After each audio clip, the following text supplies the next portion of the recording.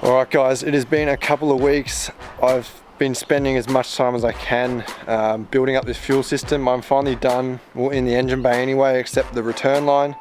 So I've just been battling Sydney's shit traffic to get back home and show you guys this.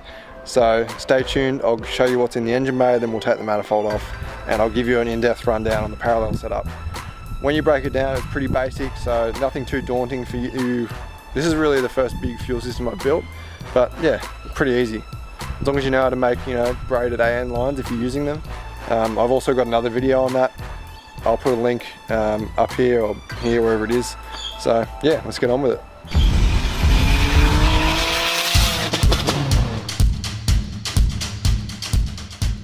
Okay, so trying to think where to start. So obviously manifold, it's my custom reverse throttle body setup. It's not a reverse manifold, I've actually cut it and swung it around and made it clear the alternator. But anyway, off topic. You've probably already seen my video on the radium fuel rails. If not, go check it out if you're interested in how they go together and the quality. So yeah, pretty much I'll end up pulling the manifold off and showing you guys in detail the parallel setup on the actual manifold itself. But I'll show you how it's mocked up in the engine bay. Hopefully you guys can see well enough. So I'll start from the feed, I guess. So I'm using the factory feed, which is 9/16 or 5/8 or whatever it is, 8mm ID, so whatever the equivalent is. Coming in using the factory filter. I was thinking about changing it all to AN lines and using like a Speedflow or whatever filter, but this filter does alright. I'm just going to have the fuel sock on the pump that's in the tank, so there's that, and there's this filter. I also did buy another inline filter, like 40 micron. I might end up putting that in, I'll see. It should be fine though. I've also got little Bosch 044 adapter filters that go on the bottom of the pumps, so there's pretty much no chance I'm going to pick up any shit, so no stupid comments about filtration. I think I've got plenty. So yeah, basically through here, factory filter, into here. So this is basically the inlet for the surge tank. So this obviously fills up with fuel. This is the overflow, so that's the -8. I've made it big just for future capabilities. Also, you don't want that, blocking up, pressurizing, causing restrictions. You got to get that fuel back to the tank. So in and then out.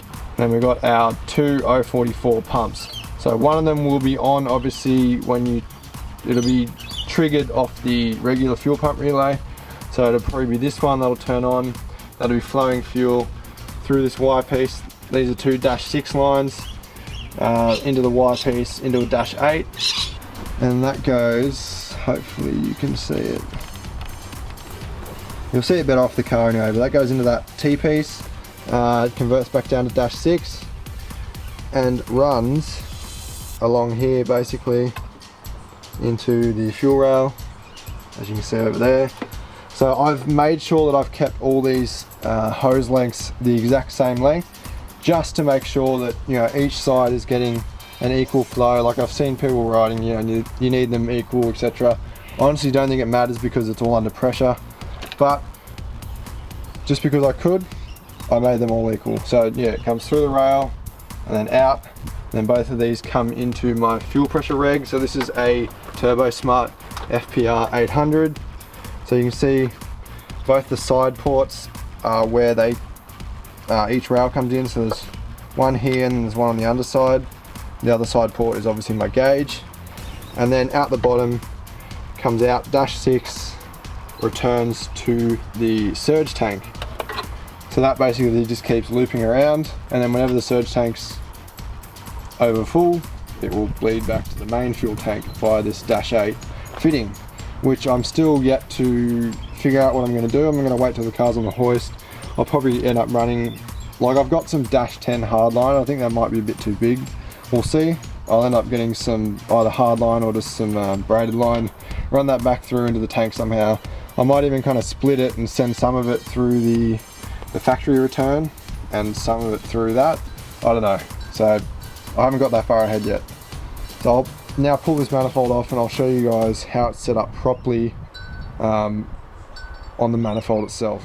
Alright, where to start? So this is as you're looking at it from the front of the car. Right hand side, left hand side. So you see up close here the radium fuel rail. dash 6 comes under. So I'll start from the back. So you can see feeds in with that dash 8 line and then it splits off into 2 dash 6. I've also got the 1/8 inch NPT T, which has got a fuel pressure sender in it. So that runs back to, it will be going to the ECU and also to my gauge. Yeah, you definitely want something to show you fuel pressure. Like you got this gauge, but it's always good to have something in the car, so keep that in mind. So yeah, it splits off, as you can see, equal length into this rail, equal length into this rail. Flip this over. So then out of the rails, you can see it comes through here. I've actually wrapped this in rubber, as you can see, and made a little clip, which looks pretty cool. The rubber is to stop heat transfer into the fuel lines. So yeah, each rail, you can see, same thing here. And then the 2 side fittings of the fuel reg, they're each rail.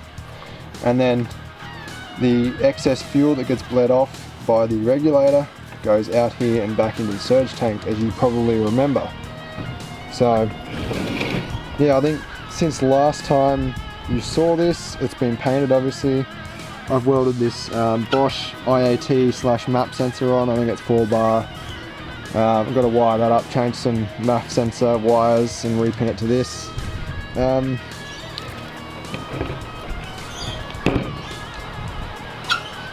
Yeah, the car's making some good progress.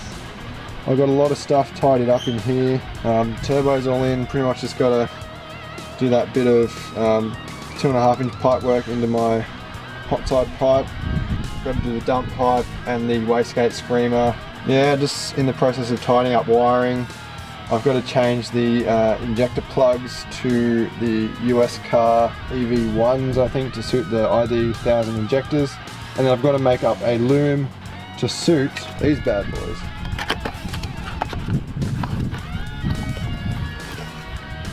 So for those of you who don't know what these are LS2 coil packs. These are super strong. These are also very cheap, and I'm going to be running them on my other car as well. So the basis of this is I've tried to keep everything interchangeable, like, you know, rad fans, coils, everything I could basically. So yeah, I've just got to figure out somewhere to mount these, and I've just got to do like a bit of an adaptation harness running from the factory coil pack wiring. So yeah, I mean, that's pretty much it with the fuel system. Like, when you break it down like that, it's pretty straightforward.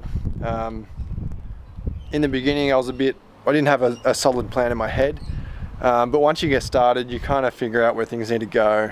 And as you can see, the final product is pretty neat, and it has plenty of clearance underneath, so I can, you know, it's just two AN nuts, and I can take the whole manifold off pretty easy, apart from the manifold bolts themselves, obviously. So guys, stay tuned for plenty more. I'll do a rundown on my custom ignition coil setup. Obviously, we still got to do the whole drive line and lots of other bits and pieces. So, you know, it's getting close. Hopefully you guys are enjoying this and are as keen as I am to hear this thing. It better sound freaking cranky as fuck, but only one way to find out. Get the fucker done and start it up. So, until next time.